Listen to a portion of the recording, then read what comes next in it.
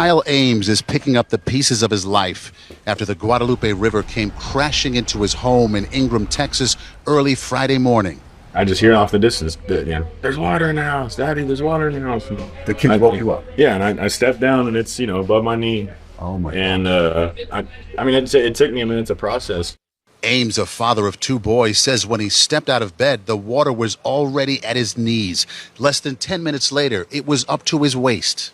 They were thinking, Daddy, are we going to die? And did they say that? Yeah, absolutely. And they said that? Oh, yeah. I mean, this is the water line. So. With the water quickly rising to their necks, his girlfriend Hannah and mother Cindy said they had to get to the roof, and only Kyle could lift them all up there. I was like, all right, Mom, I'm going to go underneath. And she put her feet on my shoulder, and I lifted her up, and Hannah helped her get the rest of the way up there. It was, I can't even, it just happened so quick, and it's just instinct. Their dog, Remy, was still in the water. If you're like me, a dog's part of your family. Of course. And I couldn't sit there up on the roof thinking that she was drowning in here. Is your dad a hero? Yes. He sacrificed himself to help someone. That's what the Ames family does, bro. Even though Ames's home is 40 feet above the river, everything in his house was destroyed. Ames' girlfriend, Hannah. The hardest part is probably seeing all of your stuff go away,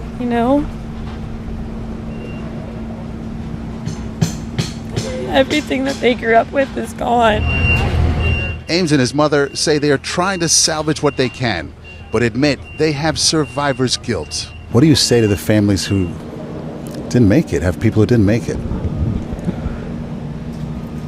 I'm so sorry for your loss. And it's not fair to lose people you love like this, but my heart's with you guys, and God bless. We're out here in Hunt trying to lend a hand. They're still finding missing people today. On the second and third round of searches in the same areas. There were strong forces on Sunday, and they're starting to thin out, as people have to go back to work. So don't give up on people out here. You guys need to come out here and lend a hand if you can. Thanks. All right, we got to think about getting out of here because this is going to be.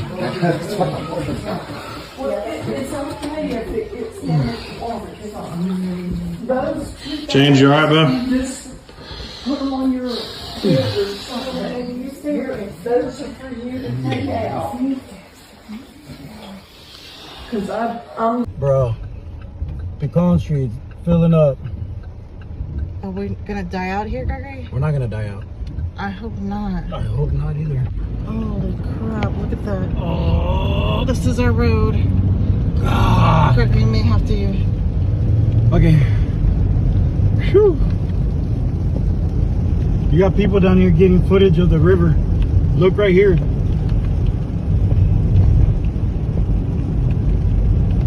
And I screamed, God, I don't know what to do. Diana Smith waking up to find her house surrounded by floodwater. It was too late to evacuate. Open the front door and it sweeps both my dogs different directions. And I'm panicking, thinking, now what the hell am I going to do? I said a prayer when I was standing on my porch. Both my parents are deceased. And I said, Mom, Dad, God, help. She and her 2 dogs surviving by jumping in a kayak and literally riding out the storm. Do you think it's that prayer is why you're here today? Yeah. I have a kid. Diana and David are among the survivors here in Kirk County who found a way to survive the impossible. I don't know what to think. I think I'm still in shock.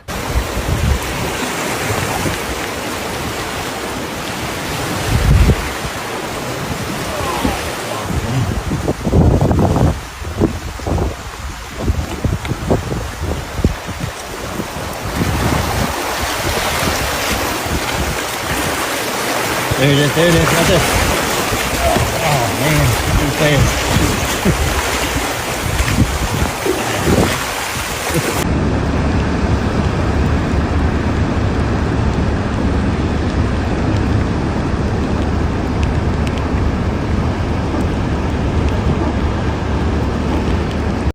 I'm one of the campers from Camp Lahana, one of the camps that flooded, and I had a first-hand view of the flood and so the cabins were flooding and the walls were like they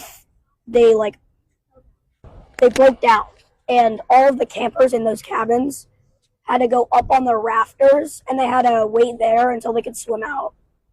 And my brother here, he had to swim out of his cabin. The flood started getting bigger, and it was going up to, we had bunk beds in our cabins, and it was going up to the top bunk, and we had one choice, and we had to swim out of our cabins. What time was it? It was like, we woke up at 2. Yeah, we had to wake up at like 4 a.m. But on the way here, we saw all of like the other camps destroyed, like obliterated.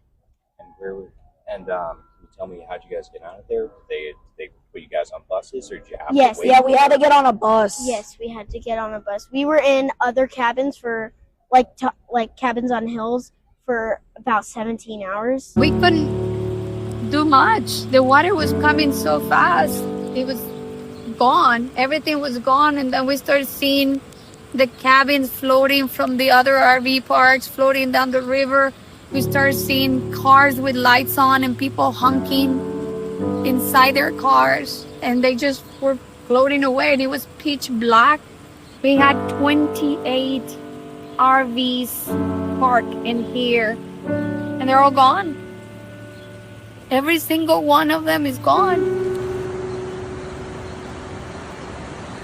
First they said, would you mind moving your RV? Yes. So that we can get in to help people. And within 5 minutes it changed from would you move your RV to get out of town. Yeah. So we got the dog, threw it in the truck, got my wife, and we literally just left with the clothes we had on our back.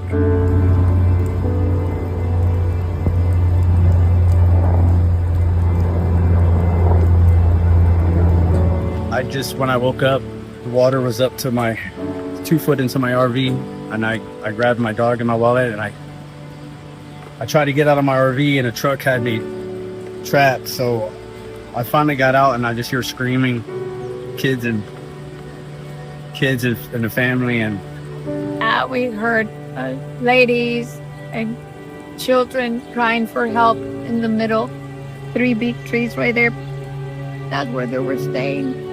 I tried to swim over and had my dog, and some guy grabbed me out, and I tried to go help the family, and I couldn't get to him. Ladies screaming, I know. help, help, help. It was pitch black. There was nothing we could do about it.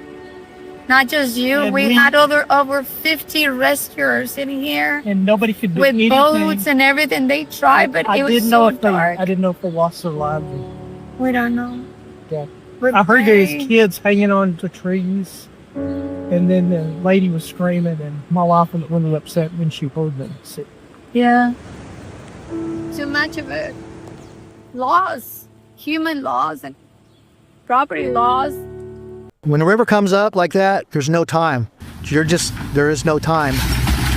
It was 30 feet when it rolled through. Imagine a wall 30 feet tall of water just blowing through. It takes everything, as you can look at the trees and the bark and the cars. What I heard on this river that night was just more mind-blowingly chilling. And there was screaming. There was so much screaming. It's just started banging on doors, getting people out, and people were trying to get their belongings, and we're like, there's no time, you need to go.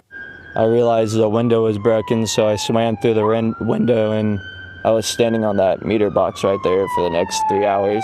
As much as we want to pray and hope, there's only so much a human can actually hold on. We found 2 young girls out near the Hunt store, and then about 10 o'clock we found another little girl wrapped up in debris in a tree. It's devastating. It's all gone.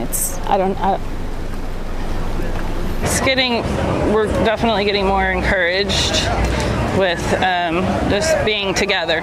It breaks my heart. It makes me feel a little helpless because we can't help those people, but it also makes me want to double down and help those that we can.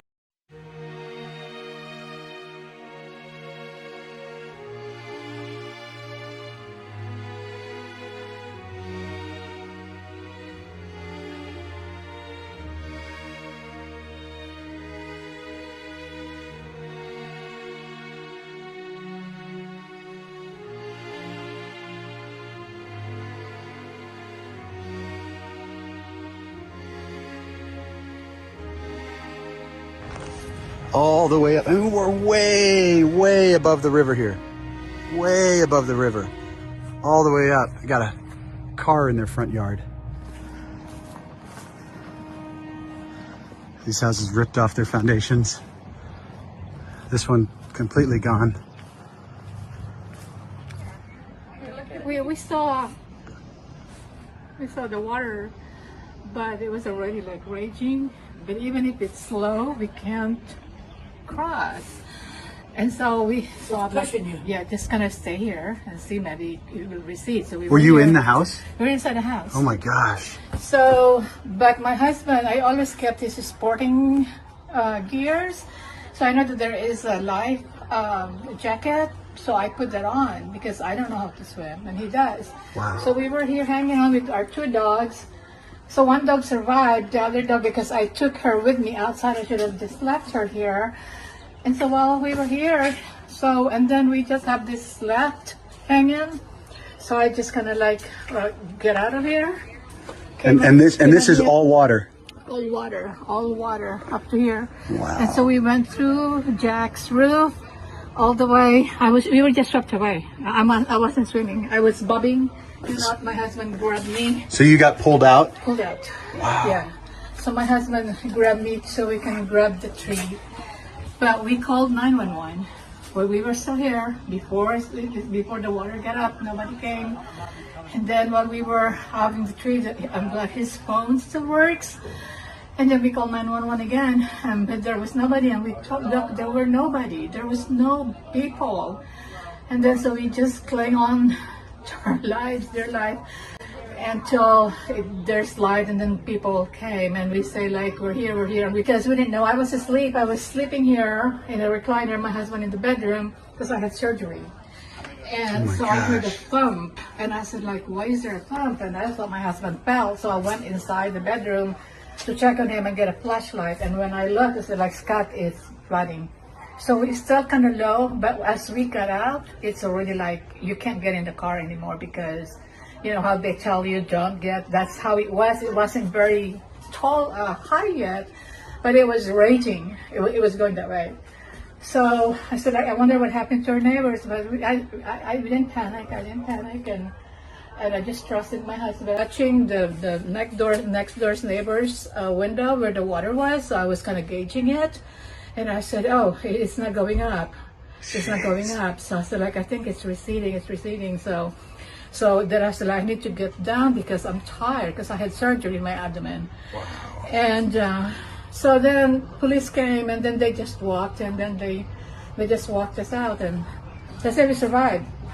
What? And how we didn't know it's gonna flood. They said flooding, but they didn't say stay away from the river. Yeah.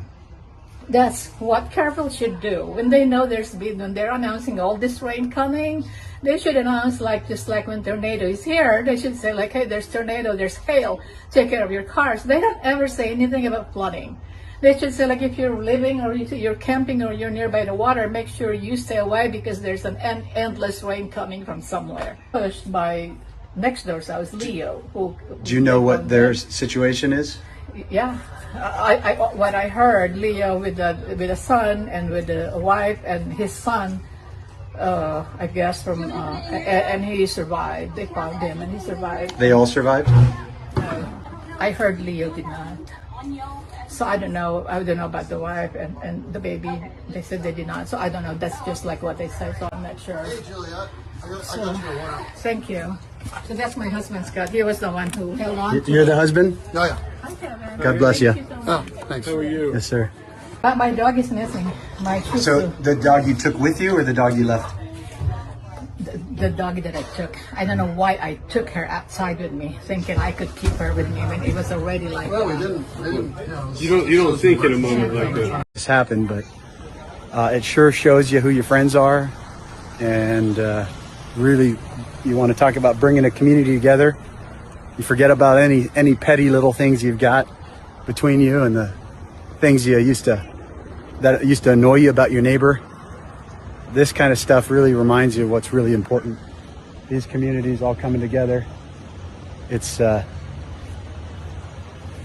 what life is all about.